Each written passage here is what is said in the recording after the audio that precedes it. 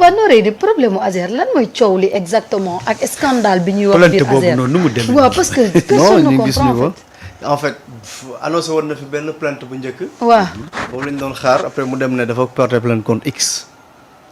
xam nga yow su nekkee yow xam nga ki ngay porter plainte bu nga dem porter plainte contre X non en fait du ma si xuus parce que le directeur général de l'Azer Jean-Michel Sène. dina def conférence de presse incha allah suñu paree Korité. ok parce que sujet bi ça va plus loin que yéen li ngeen di jàpp. ah bon oui xam nga société bi ni nekk ni dafa am ñoo xam ne ay hommes d'affaires yoo xam ne dañoo yàgg tuur lëndëm askan bi. yàgg leen xoxatal yàgg leen napp. lii AOPA EPC ca Seydou Kane def fii nii. nekkul la première fois. ok yéen Azer rek ngeen xam. il l'a fait ailleurs.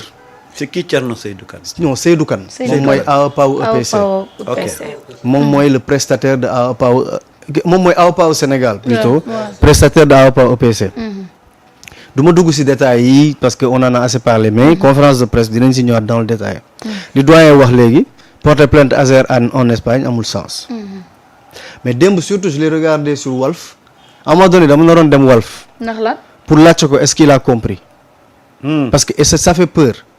pour un ancien ministre quand même pour un ancien DG c'est quand même grave. qu'est-ce qu'il a fait que Thierno n'ait pas compris parce que dama ko dégg mu naan Azer fay na. Azer fay na juin 2024. bëggoon ko wax ne que dans ce projet du Azer mooy fay.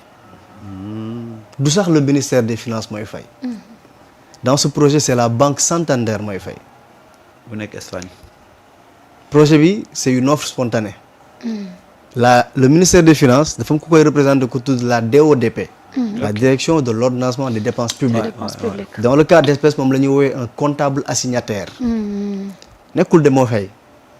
kon disons dañ def un jeu simple man maay Azer. man maay autorité contractante. Mareta mooy AOPA EPC. moom laa signal contractante. doyen Mayabe moom mooy DODP. yow yaay Santander. moom su liggéeyee man maay dem xool li mu liggéey ndax baax na. ma ne yow da nga waroon samp 5 poteaux.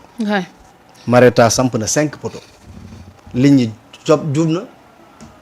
ni nga ko sampee baax na. ingénieur Azer yi bind ko.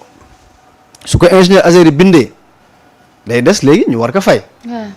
pour ñu fay ko Azer du tëb dem ci banque bi. day jaar ministère des finances le comptable assignataire la DODP. la DODP pourquoi ñu koy woowee comptable assignataire moom mooy mën a assigner banque bi ne ko. la liasse est bonne mën nga fay. tout à fait. suñ ko indilee papier yi. ñu ne Mareta liggéey na ba pare. mu jox ko doyen day xool ne lii de conforme na jox la yow ne la fayal bi ma déggee Thierno nag démb si Walf nag mu ne waaw waa Pastef xaw ma nangam Azer fay na le 22 janvier ma ne peut-être il a pas compris. mais il l'a répété plusieurs fois. je me suis dit il y a un problème. si nekkee kii il était. Pape Moussa. mais bien sûr mais parce que Pape Moussa même su nekkee ne yow mosoo liggéey dans les marchés publics sax dafa am loo xam ne. xel nangu ko nangu. Azer. am nañu frère de Jean-Michel. qui me dit que il s'étonne. qu'un ancien DG. un ancien ministre de l'énergie ne puisse pas comprendre la procédure. non c'est grave non très sincèrement. il l'a dit Jean-Michel l'a dit. non sincèrement ñun sincèrement. moo tax ñu bëgg toog ak Thierno. parce que ñun mënuñu gëm ne. du masa non mënuñu gëm ne lii mauvaise foi. non du masa am. parce que xam nga lu tax. fu mu njëkk tàmbalee mooy. soo leen delloo tuuti dana ne. Azer dafa nangu. marché bi ci sénégalais. waaw jox ko soo seetloo mu dawal tuuti bàyyi argument boobu parce que loolu mënut a ne. parce que sénégalais bi amul marché ba ngay nangu ko ci moom. pourquoi mënul nekk. quand on parle d'offre spontanée offre spontanée mooy banque bii financé. day naan sama entreprise u dëkk moom mooy exécuté. et dans l'espèce Seydou Kane n'est pas un espagnol. donc la ñun ku ñu amal deal. ki Azer amal deal entre kii ni contrat c'est AOPA ou EPC. donc Seydou Kane ñun mënuñu foqati ci moom d'autant plus que signé wuñu ak moom. tout à fait. le contrat commercial a été signé depuis le 22 décembre 2022. vous n'étiez pas encore là-bas. 2022 ñun ñu ngi woon France boobu. 2022 Jean-Michel mu ngi woon IRSN. man j'étais au Crédit Agricole donc ñun nekkuñu fi woon. le contrat signé nañ ko bu yàgg. ñoom ñaar ñoo signé contrat de prestation. je vais vous donner les dates d'ailleurs pour être un peu plus précis.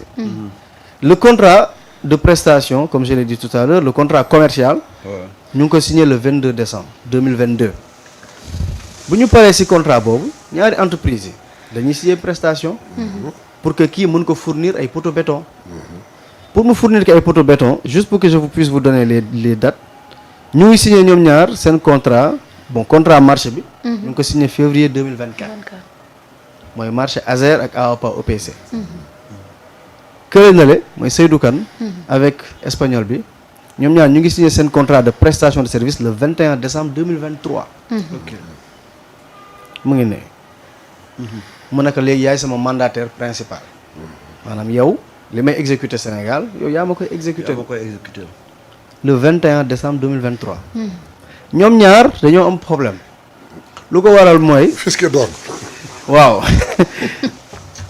avant si Thierno di wax 37 milliards yi fu mu dugg 37 milliards yi muy wax fu ne nee naa leen du ma dugg dans les détails parce que on va faire une conférence de presse boo xam ne très clair avance yi ñu ngi ko fay ñu ngi ko demandé le 22 mars 2024 le directeur général oui les avances de démarrage c'est Baba Diallo ancien DG de l'ASER moom moo demandé ne mu ngi ne ma tiim ko nii les références sont là numéro 2024 194 DAF CDF où il dit monsieur le directeur dans le cadre du projet PUELEC nous vous autorisons à autoriser le paiement de l'avance au titre des dépenses engagées en vue de l'exécution de la facture numéro nangam nangam du 15 mars 2024 ça c'est les avances de démarrage ak beneen avance mooy avance sur les dépenses engagées bii mu ngi ko def le 22 mars 2024 bee mu ngi ko def le 22 mars 2024 le 22 mars 2024 le directeur général de l'ASER il s'appelait Baba Diallo le président de la République il s'appelait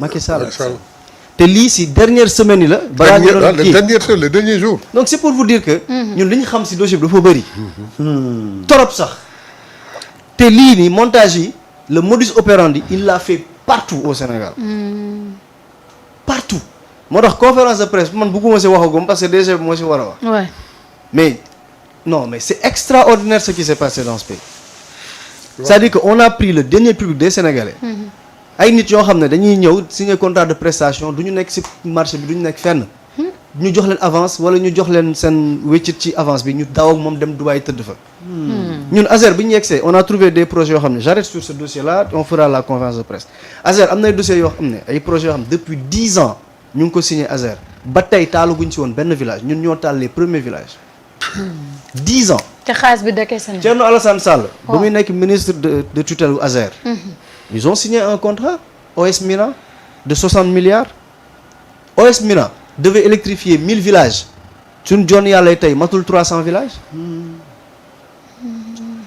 déggoo leen Thierno kii Stafurla comment il s'appelle Jean-Michel non pas Jean le député Farba Ngom ok waxu fi ne am naa ku ma àndal ma jël mu jël nangam sangam li ñu xam si dëkk bi dafa bëri li ñu xam dafa bëri te xam nga tungu ne olof day naan tungu ne du teew ñu natt si ëkk dinañ wax léegi mais gis nga gars yi naan non bu leen ko tontu bu leen ko truc ñun dañoo bëgg nekk ay kilifa bu nuy wax dañ bëgg téye lu leer ba mu leer ñu soog a génn wax dossier bi on est tellement à l'aise parce que on a sauvé le Sénégal le premier ministre nag wax na ko keroog ne ASER bu mu ñëwee renégociation yi Jean-Michel Sène def je vais vous donner quelques chiffres le projet là initialement c'était 1500 villages ñu jëlee ko 1500 yóbbu ko 1740 villages donc yokk na si 240 villages il y a un autre projet bu ñu war a lancer bu tudd Sagemcom Jean-Michel mu ngi ko fekk 706 villages yóbbu ko 1000 villages donc ci ñaari projets yi rek Jean-Michel Sène yokk na 534 villages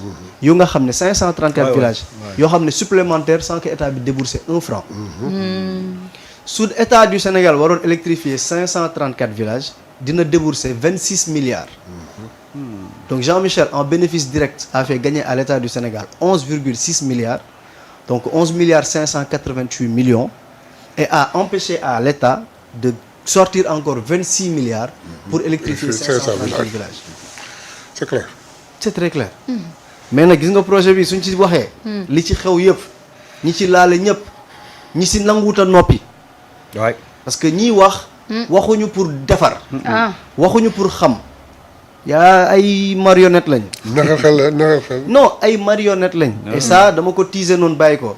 mais li ñu xam yëpp dinañ ko wax incha allah ci conférence de presse. ça je l'ai dit il y a une semaine. oui.